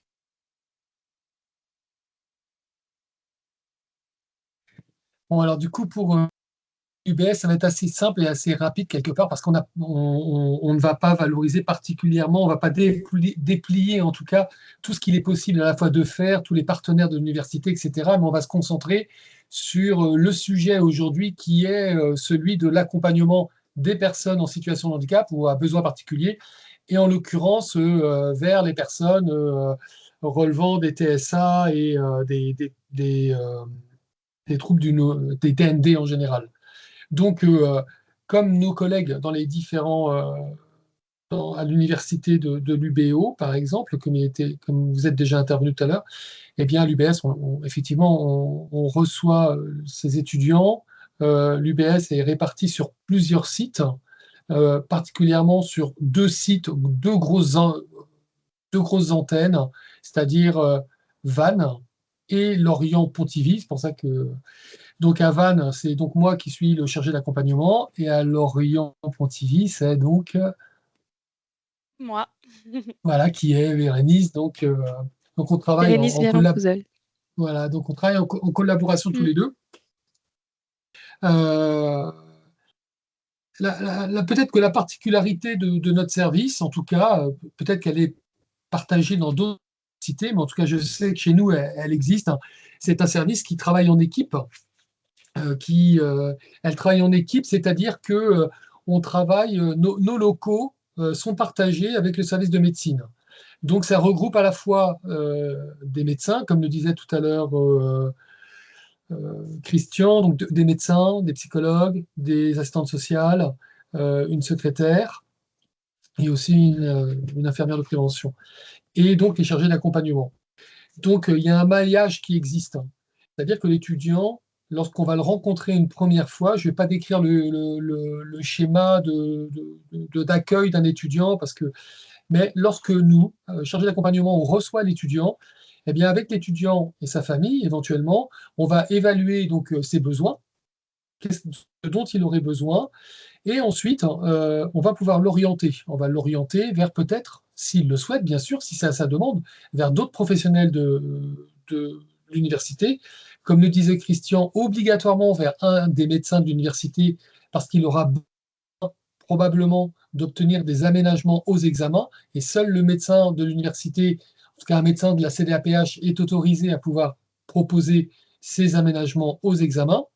Et en ce qui concerne les aménagements d'études, c'est effectivement donc les chargés d'accompagnement qui les proposons. Ensuite, l'avantage de ce travail d'équipe, c'est qu'il y a un maillage qui est assez étroit, si besoin, ce qui permet à l'étudiant d'être soutenu dans sa globalité, dans ses démarches globales, et qu'il ne soit pas coupé en 36 morceaux, et c'est déjà suffisamment compliqué pour un jeune ou une jeune étudiante d'arriver dans une université. Si en plus, il faut qu'il fasse la démarche d'aller voir les uns, les autres, à gauche, à droite, sans savoir qui est qui et pourquoi, comment, voilà, nous, notre université, elle a choisi effectivement de regrouper les personnels qui accompagnent au plus près autour de la santé de l'étudiant dans un même service, dans un même, en tout cas dans un même lieu, de façon à pouvoir proposer ces aménagements. Donc, on propose donc un et en ce qui concerne les personnes relevant des TSA, des TND, dans 99,99 cas sur 100, avec le jour de l'étudiant et de la famille, il lui sera proposé une réunion plurielle. C'est-à-dire que on convoquera cette réunion, seront présents lors de cette réunion, en règle générale, en tout cas pour la première, l'étudiant, bien sûr, accompagné, comme le disait Christian, ou pas, de quelqu'un de sa famille, ou la personne de son choix, en tout cas. Et ils seront présents le responsable du département, en règle générale, le responsable d'année de l'étude dans laquelle l'étudiant est inscrit, là où le responsable de scolarité, le médecin de l'université et le chargé d'accompagnement. Ensemble, on va essayer justement de construire ce fameux PAEH, ce plan d'accompagnement, pour répondre à tous les besoins que l'étudiant, la famille et le chargé d'accompagnement auront déjà, avec le médecin aussi, auront déjà analysé et envisagé ensemble. Donc, on va apporter une réponse pluridisciplinaire qui pourra permettre à l'étudiant de suivre son cursus dans les meilleures conditions. J'ajouterais que rentrer dans une université, à l'université, c'est une épreuve pour les étudiants. Ça l'est peut-être davantage dans certaines situations, mais il y a toujours des solutions à cela. On essaye de trouver en accord avec la... Je disais tout à l'heure, vous parliez du DFA, eh bien, on peut trouver des solutions de façon à ce que l'étudiant soit maintenu au mieux dans ses études et qu'il soit bien accompagné. Et j'ajouterais aussi que même si une première année ne se passe pas forcément comme on aurait souhaité, si ça ne correspond pas à notre choix, finalement, qu'on se rend compte que ce n'était pas ce type d'études qu'on voulait, mais qu'on voulait autre chose, eh bien, de se tromper, ce n'est pas grave, en fait. On peut se réorienter aussi ensuite, et ça peut faire expérience, et au contraire, c'est pas se tromper, du coup, ça se transforme en une chance parce qu'on va se tourner vers des études qui nous conviendraient le mieux. Donc, il faut peut-être un peu se détacher de l'injonction de réussir tout de suite, que c'est maintenant ou jamais. Alors, c'est vrai que Parcoursup n'aide pas à prendre un peu de distance avec ça, mais voilà, il y a des possibilités dans les universités de pouvoir se réorienter éventuellement lorsqu'il y en a besoin, lorsque l'étudiant le souhaite. Et il y a aussi la possibilité de trouver des aménagements qui correspondent plus près aux besoins de l'étudiant. Donc, dans ces aménagements, la liste, on a fait une petite liste non exhaustive qui concerne aussi bien les aides matérielles que les aides humaines, que les adaptations d'études, que ce soit sur les aménagements horaires, les dispenses d'assiduité, l'étalement du cursus, c'est-à-dire en général, ça peut être sur 2 années. On va couper l'année en 2, la première année, éventuellement peut-être la deuxième, la troisième aussi, mais si on part de la première, elle sera éventuellement coupée en 2, avec au premier semestre, la personne suivra la moitié des enseignements, ce qui lui permettra d'avoir un temps de repos, avoir un temps pour pouvoir envisager les choses, etc. Et au second semestre, la même chose. Et l'année suivante, il passera le reste de ce qu'il aura à suivre. Donc voilà, c'est des aménagements comme cela qu'on peut proposer.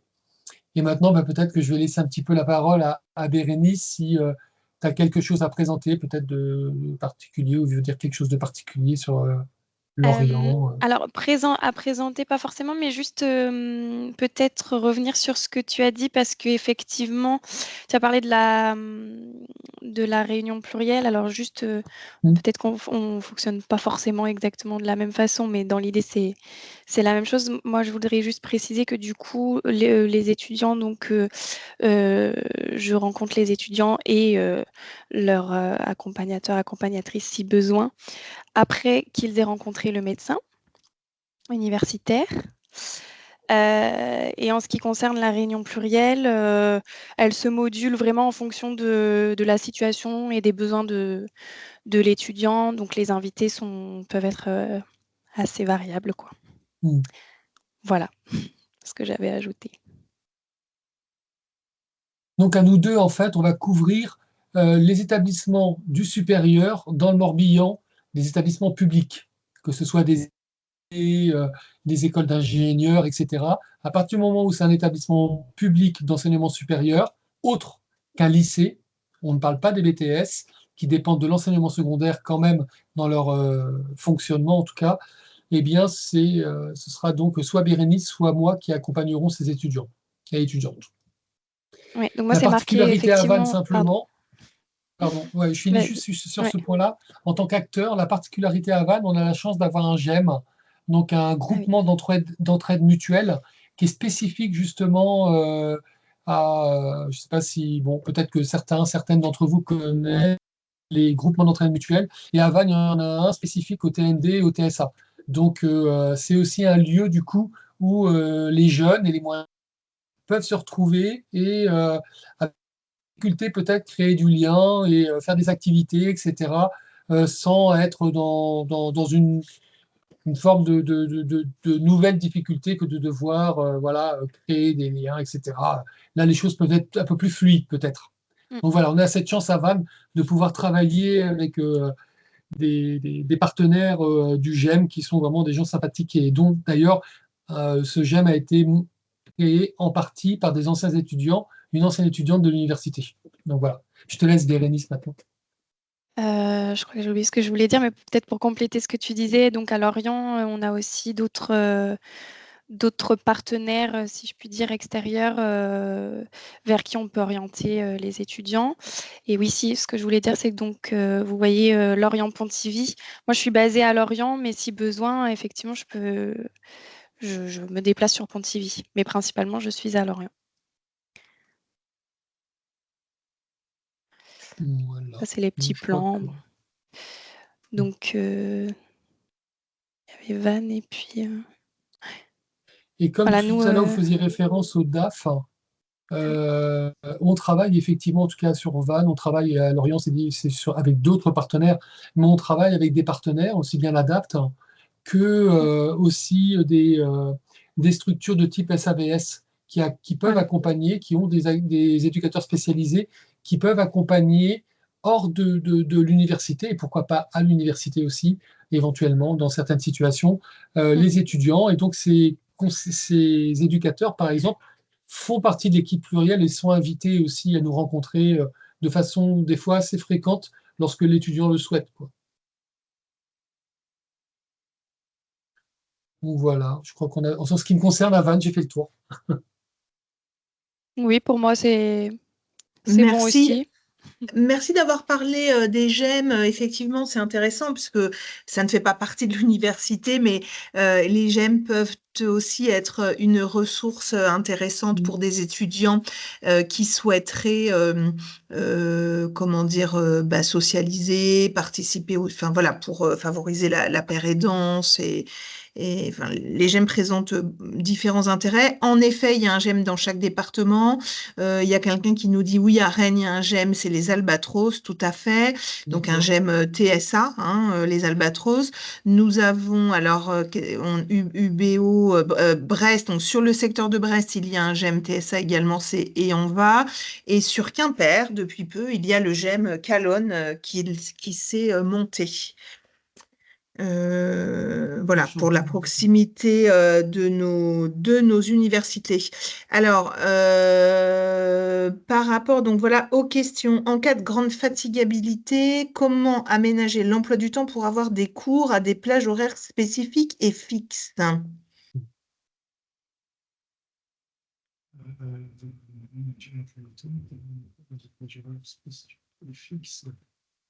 Ouais. Je dirais qu'il n'y a pas de réponse, on ne peut pas apporter une réponse figée en fait, parce qu'il n'y en a pas qu'une, ça va dépendre des universités. Imaginons qu'un étudiant soit inscrit dans une formation où il existe 2 groupes, 3 groupes dans le même niveau de formation. Imaginons licence 1 de droit, imaginons qu'il y ait 4 groupes, 5 groupes de travaux dirigés. Eh bien, on va pouvoir jongler sur ces différents groupes de façon à ce que l'emploi du temps puisse correspondre aux besoins de l'étudiant, éventuellement, et que les choses se figent. Ça ne va pas pouvoir être le cas dans toutes les formations, quand il n'y a qu'un groupe ou 2 groupes, et puis ça dépend des universités, des possibilités d'accueil de chaque groupe, etc. Est-ce qu'ils peuvent intégrer un nouvel étudiant? Donc c'est difficile de répondre de façon figée un petit peu. Alors, est-ce que l'un d'entre vous veut bien répondre peut-être par écrit la question qui vient d'être postée, parce que je crois que je l'ai vu déjà passer tout à l'heure, et c'est vrai qu'on n'arrive pas à tout reprendre à l'instant, mais comme à l'oral, comme c'est quelqu'un qui évoque une difficulté qui est voilà, personnelle, mais en même temps qui est enfin, importante, voilà, pour cette personne, si vous peut-être pouvez si quelqu'un veut bien peut-être lui répondre. Et d'autre part, il y avait aussi une question tout à l'heure, est-ce que l'on peut demander un examen de substitution à la place d'un QCM qui contient trop d'implicites et qui est trop rapide? Donc ça, c'est peut-être une question qui peut concerner, voilà, une réponse qui peut peut-être concerner plus de monde. C'est-à-dire, qu'est-ce que les modalités d'examen, du coup, peuvent être comment dire, aménagé au point de ne pas avoir, par exemple, là c'est l'exemple d'un QCM, mais ça pourrait être autre chose.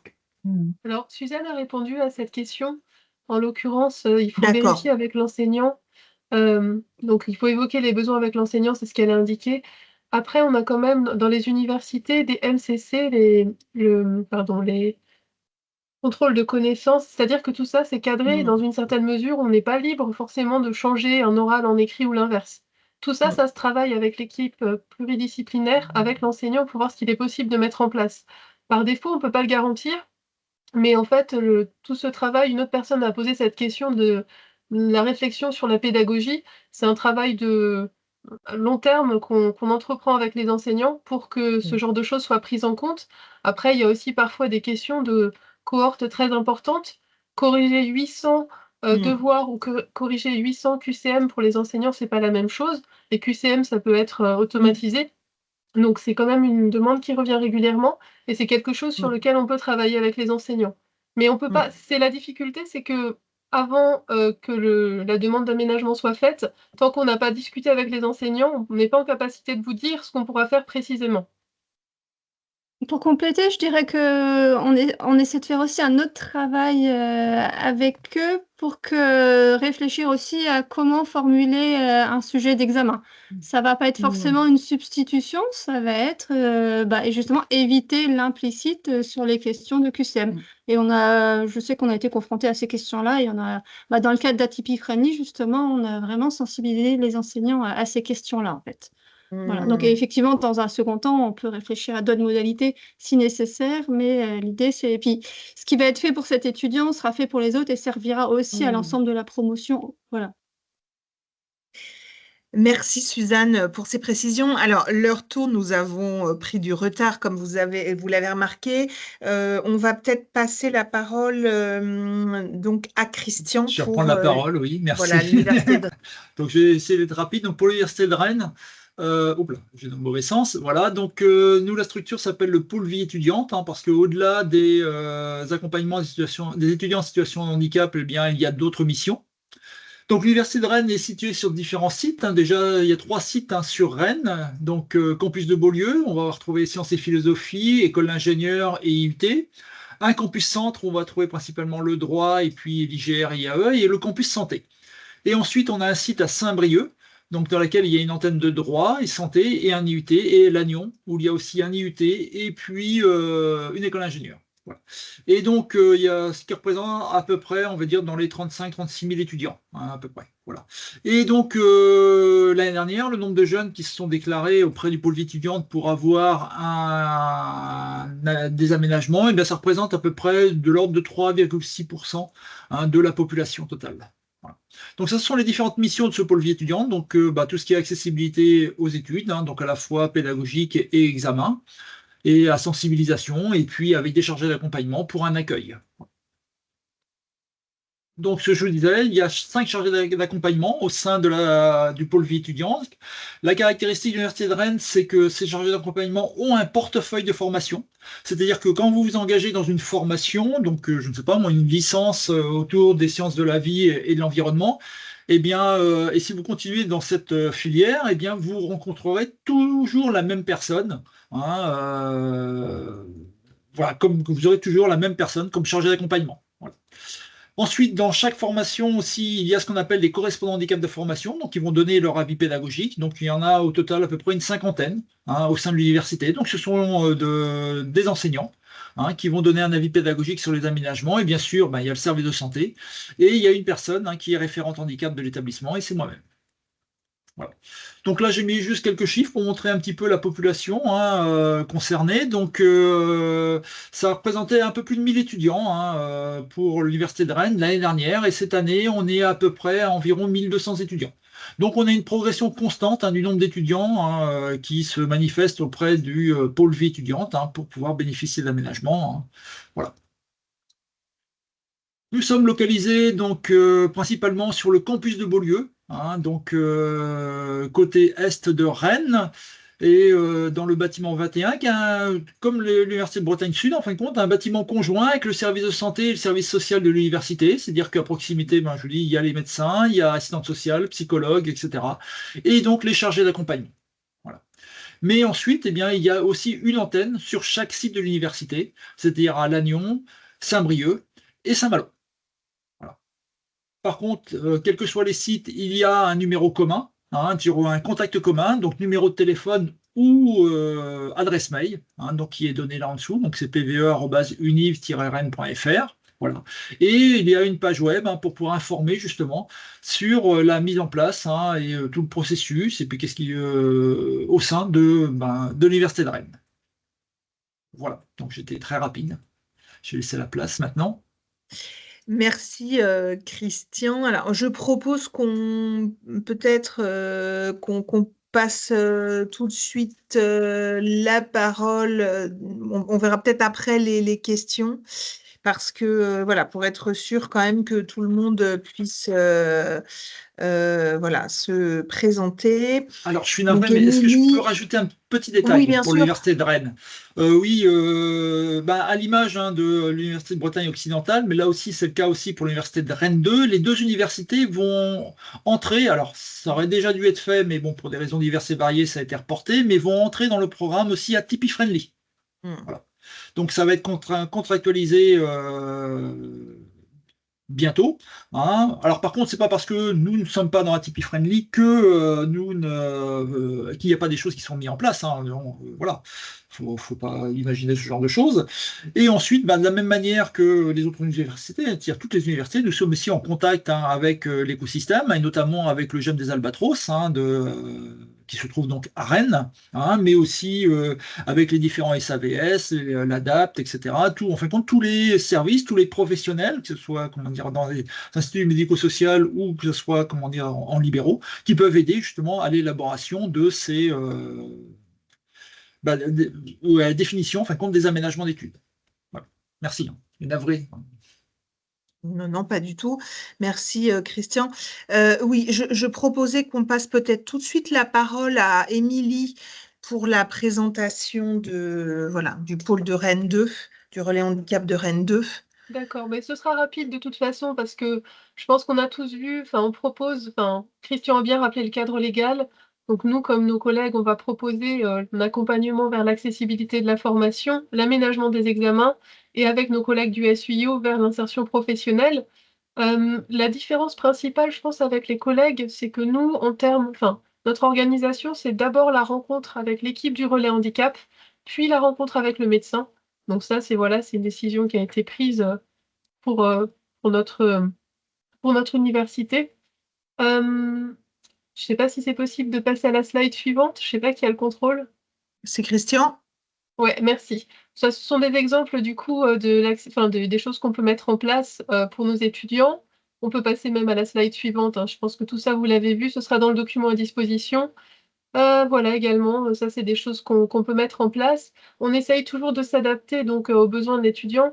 La difficulté, c'est ce qu'on disait en fait, c'est que selon la formation, selon les besoins de l'étudiant, il peut y avoir, et comme l'indiquait Fabrice, peut-être en cours d'année, des difficultés auxquelles on va pas être capable, enfin, qu'on va pas être capable de compenser. On a eu des cas en STAPS qui concernaient plutôt des handicaps, enfin des handicaps physiques, de personnes qui ont dû arrêter leur formation en cours d'année. Dans ces cas-là, effectivement, nous, on va les accompagner pour leur trouver une formation qui va leur convenir dans le cadre de leur projet professionnel, mais aussi de leurs besoins spécifiques. Donc, je ne sais pas si c'est peut-être un complément aussi à la question de Fabrice, comment ça se passe pour un étudiant qui se trouve en fait en difficulté dans une formation et pour lequel on ne va pas pouvoir faire les aménagements dont il a besoin. Si on peut mettre la slide suivante. Voilà, donc les dispositifs d'insertion professionnelle et l'ES sont plutôt gérés par le service d'orientation à l'université Rennes 2. Nos chargés d'intégration ou d'accompagnement ne sont pas vraiment formés à tout ce qui est insertion pro puisqu'on a un service dédié. Et donc voilà, oui, merci. Et là, c'est pour prendre les rendez-vous. On ouvre les rendez-vous au niveau du relais handicap de Rennes 2 à partir de juillet. C'est-à-dire que dès que l'inscription est effective, vous pouvez prendre rendez-vous avec nous pour un échange et pour un PAEH. C'est-à-dire que dès que vous avez un numéro d'étudiant, nous, on est en capacité de voir avec vous ce qu'on va pouvoir mettre en place pour vous accueillir le mieux possible. Par ailleurs, justement, il est possible aussi de nous contacter en avance, notamment au moment de Parcoursup, mais si on a un doute sur la formation et les aménagements possibles, comme je vous disais, on ne peut pas vous garantir ce que les enseignants pourront mettre en place ou pas, mais on peut vous parler dans les grandes lignes de ce qu'on est en capacité de faire, des cas qu'on connaît dans les formations qui peuvent ressembler à la vôtre. Et donc voilà, on peut quand même vous renseigner dans une grande mesure par rapport à votre projet. Donc voilà, c'est tout pour moi. C'est rapide, mais c'est tout. Merci beaucoup, Émilie. Je ne suis pas sûre qu'on ait réussi à répondre à toutes les questions. Peut-être quand même la dernière que je vois sur le fil me semble importante puisqu'on demande si il est nécessaire de refaire chaque année une demande pour conserver les aménagements. Alors, je pense que ça, c'est un dispositif qui est propre à chaque université. À l'université de Rennes, eh bien, qu'est-ce qui se passe? C'est qu'il y a un contact. Alors, il peut y avoir des aménagements qui sont, comment dire, notifiés sur tout le cursus par les médecins. Ça, c'est une chose. Mais ça peut être aussi notifié à l'année universitaire ou même par semestre, parce que si la situation évolue, quoi. Mais il peut y avoir des notifications sur tout le cursus. Par contre, les chargés d'accompagnement vont contacter tous les étudiants pour faire un peu un bilan. En fin d'année, justement, pour faire un bilan sur les aménagements et voir s'il y a besoin de faire des évolutions par rapport à pour l'année suivante. Voilà. S'il n'y a pas d'évolution nécessaire, le PEH est renouvelé. Donc, par contre, il repasse à la signature, mais il est renouvelé automatiquement, sans qu'il y ait besoin de retourner voir le médecin s'il y a eu des aménagements, comment dire, qui ont été décidés sur le cursus. Il y a une dernière question là qui vient d'arriver concernant le prêt d'ordinateur. Est-ce qu'il est dédié uniquement aux examens? Est-ce qu'il est proposé à Rennes et dans les autres universités? Alors, au niveau de l'université de Rennes, nous prêtons des ordinateurs pour les évaluations. Donc, ordinateurs avec les logiciels associés.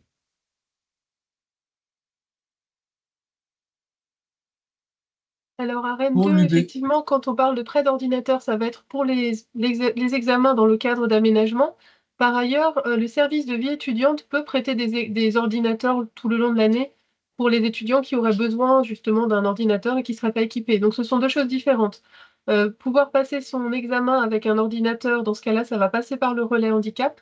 Mais pour avoir un ordinateur à disposition toute l'année, c'est possible sans faire la moindre démarche liée à la santé. Ça, ce sera géré par le service de vie étudiante au sein de Rennes 2, en tout cas. Très bien, merci. Je vous propose qu'on s'arrête là, puisqu'on a déjà dépassé le temps qui était prévu. Juste pour mémoire, donc le support sera téléchargeable intégralement en complément du replay, parce que je vois qu'il y avait des gens qui demandaient s'ils pouvaient avoir des contacts. Donc, vous trouverez sur le support les contacts des différents services concernés. Voilà, j'espère que j'espère que on a pu répondre à peu près à la plupart des questions. Je vous remercie pour votre participation. Et s'il y a d'autres questions qui restent en suspens, vous pourrez aussi, du coup, peut-être les poser directement au service des universités qui vous concernent, quoi, hein, du coup. Voilà. Merci beaucoup à tous et bonne soirée. Merci, bonne soirée. Merci beaucoup à toutes et à tous. C'est navré pour le dépassement. Et puis, voilà, au plaisir de vous voir bientôt dans les universités. C'est que c'était riche, plein de questions. Voilà. Bonne soirée. Bonne soirée. Bonne soirée. Bonne soirée, au revoir. Bonne soirée. Au revoir.